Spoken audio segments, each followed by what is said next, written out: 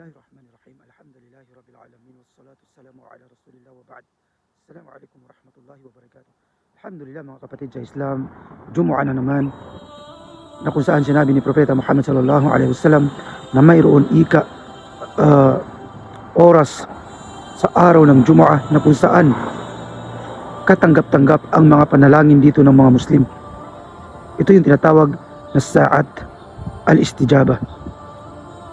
Oras na katanggap-tanggap ang mga panalangin dito. Ito po yung oras na pagkatapos ng Salatul Asr bago lumubog yung araw o bago maghrib. Kung saan sinabi ni Ibn Al-Qayyim rahimahullah na ang panalangin dito ay kahalintulad ika ng Laylatul Qadr na kung saan katanggap-tanggap ang mga panalangin dito.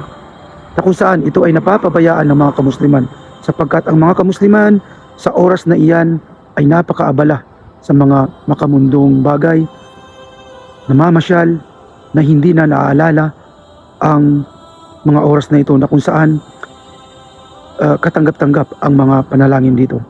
Kaya't atin pong buhayin ang sunnah ni Propeta Muhammad sallallahu alaihi wasallam.